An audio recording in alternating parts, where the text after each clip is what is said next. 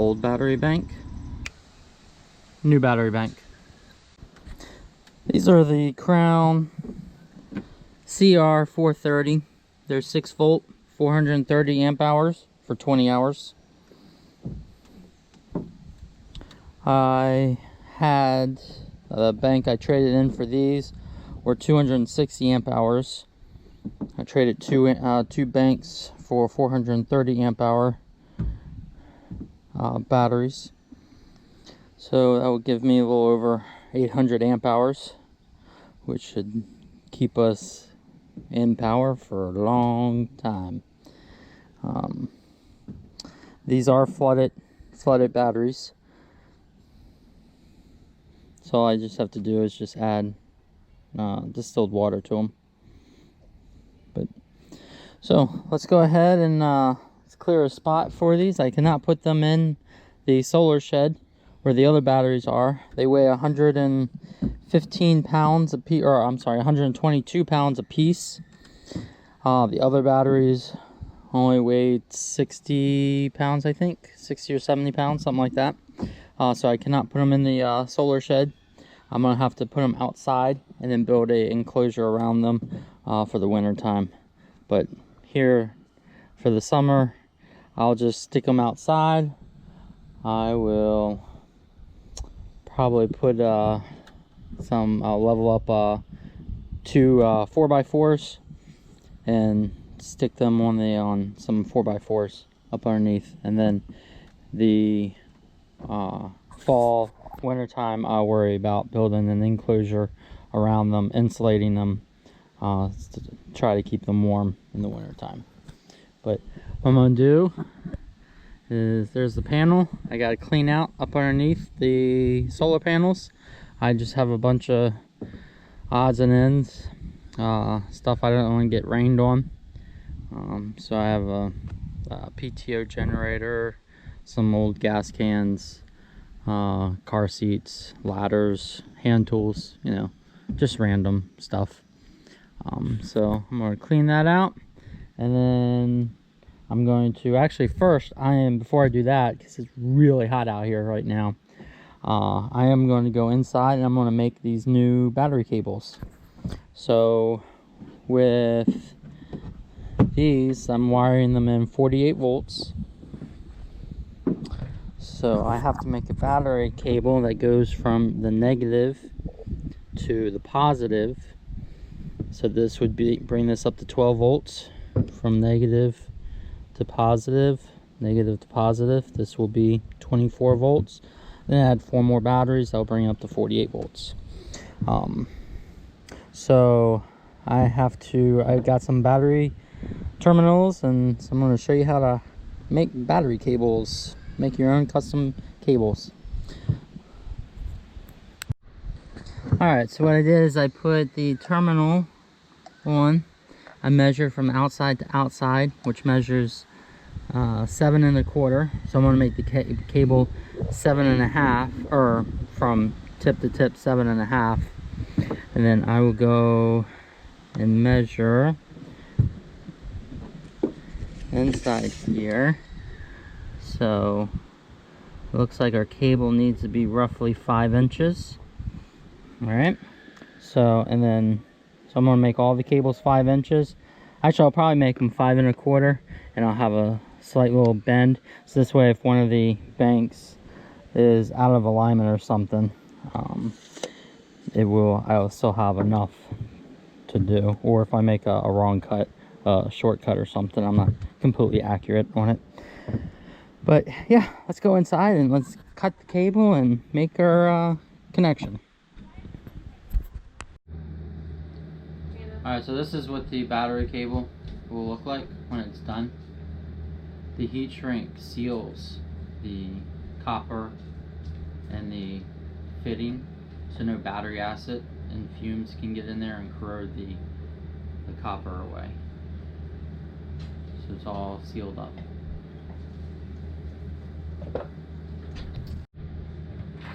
Alright, so like I was saying, the tools you'll need: wire cutters, utility knife, hammer, scissors, heat gun, and this crimping tool. I'm just using a regular wood table, and I'm putting it over top of the leg of the table, so when I hammer, I'm not going to break my table in half. So, and tape measure. So I've been cutting the heat shrink to 1 inch. I cut the 3/4 of an inch off of the battery cable, and the battery cable is cut at 5 inches. So a total, I think we said it needs to be 7 1/4 from tip to tip, and we are a little over, we're about 7 9/16 or 7/16. So that gives us plenty of play if the battery ever moves or we can't get it lined up when we go to put it on. We'll just bend the cable a little bit and put it on there. So, alright, I'm gonna get the other, let's go ahead and cut the cable.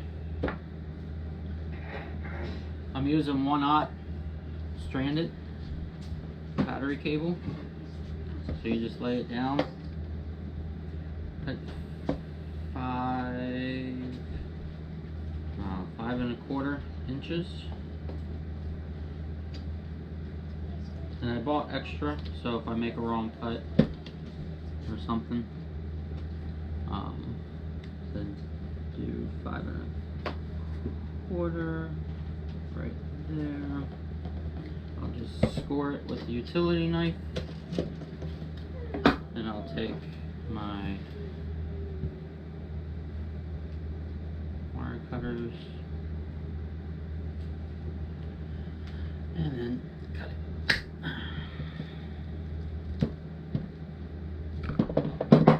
And there we go. And then I just use this piece here, line it up again, score it with the utility knife, and then just take the utility knife and run around it.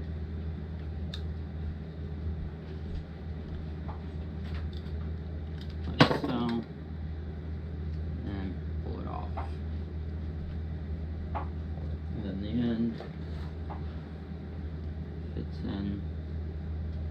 Just kind of make sure you get all the strands in there. You can twist it a little bit.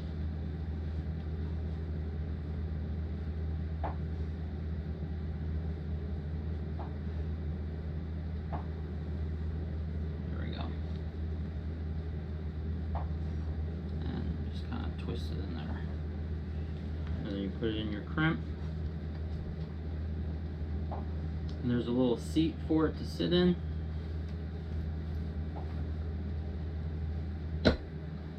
And make sure it's straight, it's properly seated.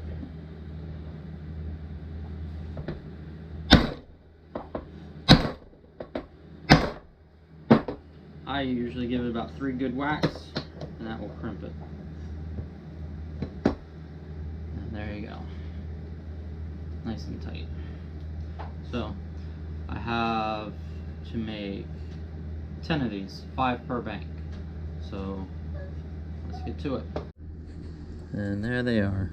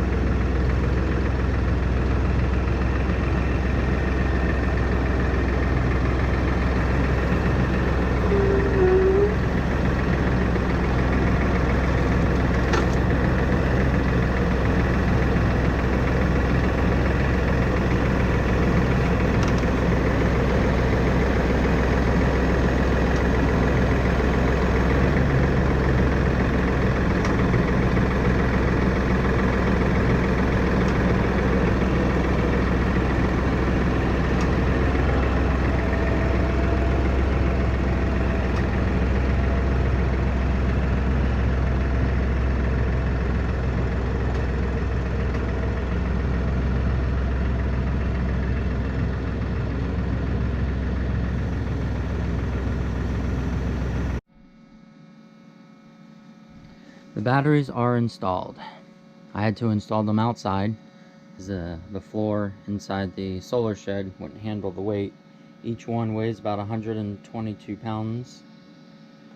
So that's about 2,100 pounds. But we got them hooked up. We are charging the batteries right now. It is about noon. Let's see, yep, 12:48 p.m. Sunday. We got full sun. I'll take you inside and show you the power. But what I had to do is I had to run a bus bar out through the wall right here, and then there's a bus bar on the other side. I put for now I put the batteries up on 4x4 4x4s until I get around to building an actual battery box. I didn't want them sitting on the concrete. It's bad for batteries to sit on concrete. But all my battery cables are the same length. The bus bars are the same length, and then going from the bus bar to the inverter, it's the same length. So here, I'll give you a close-up. Alright. So these are the cables I made last night.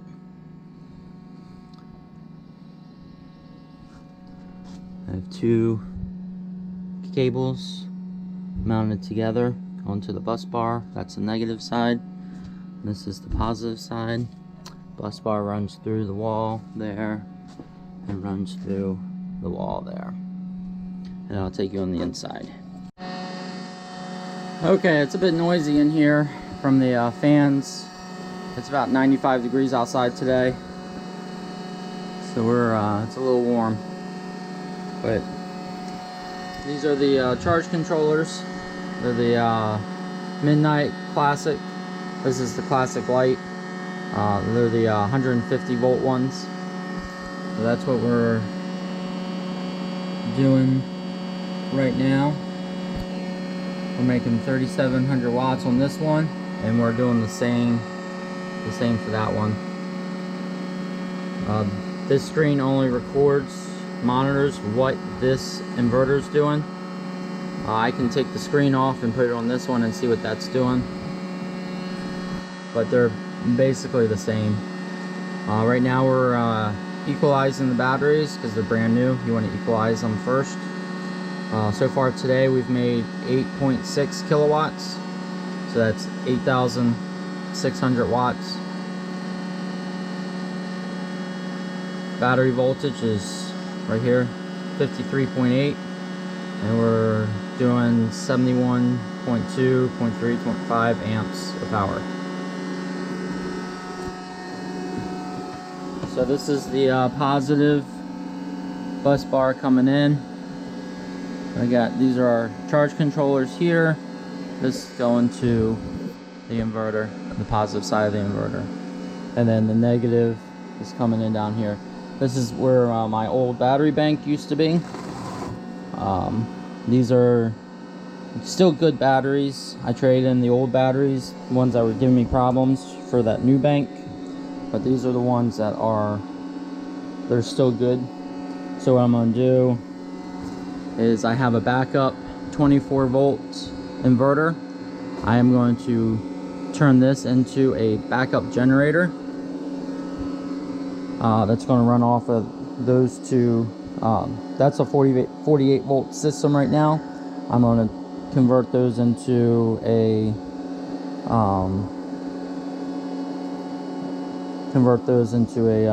24 volt system for that inverter. And that will give me one bank, two basically 2.5 banks. So what I might do is go buy two new batteries, and that will give me three banks. That will give me close to 700. 3 banks. Yeah, 3 banks should give me about 760 or 780 amp hours. of backup power. So that should be good there. And then I have a couple of solar panels that I have laying around. I'm just going to hook up and just charge those batteries. They're only 100 watts, so I'm not worried about. I don't have a charge controller or anything for them. But I'm not worried about overcharging those. But there we go. We got power coming in, breaker, so I can turn the solar panels off, going in all the way through.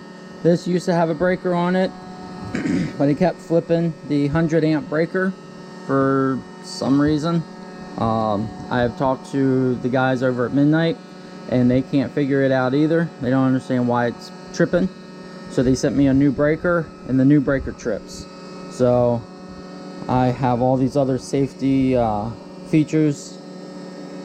The inverter has its own trip breakers back here. Plus, if something happens, the unit shuts down. I have one, so that's going in. Coming out as AC power, going into a sub panel. This line, this breaker, this 100 amp breaker feeds my shop, which runs my air compressor and welders. This runs the cabin, and this is a 60 amp. And I have 2 gauge aluminum wire running down there. And then this runs the travel trailer. This runs the freezer, truss freezer that's all covered in junk right now. I'll get all that cleaned up. But yeah. Oh, negative power right here. This is a negative battery power.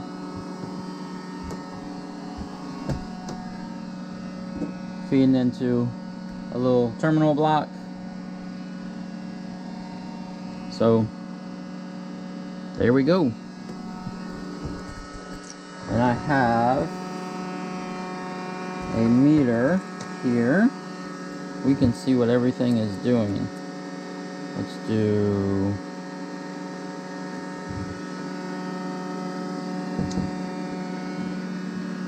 so combined solar charge controllers. We're pushing 122 amps. The one is 49 amps. The other individual is 70 amps. But combined amps is 122. The inverter is only pulling 33 amps DC power. AC power, let's see, this is our hot, so 12 amps AC power on one leg. The other leg is 3 amps DC power. I do have a air conditioning unit running inside the cabin right now.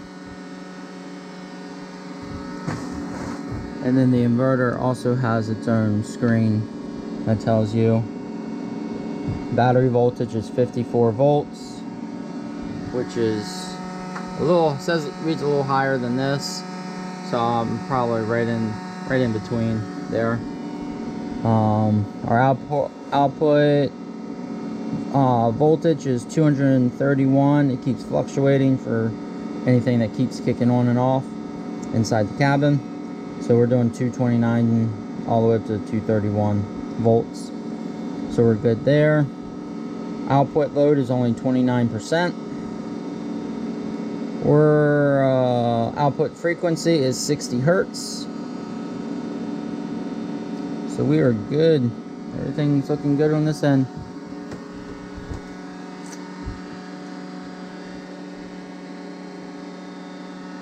But that's our setup.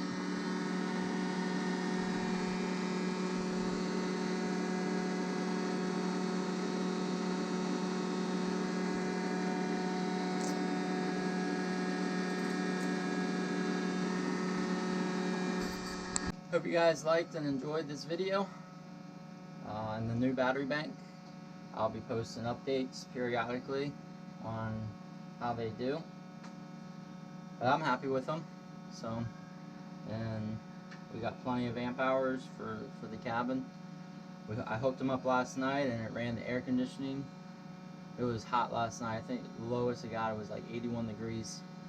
And the AC just ran periodically all night long.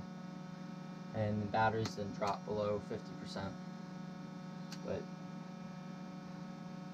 yeah, until next time, you guys take care, be safe, have a nice weekend. Oh yeah, if you like the video, hit that little thumbs up button and subscribe if you don't mind.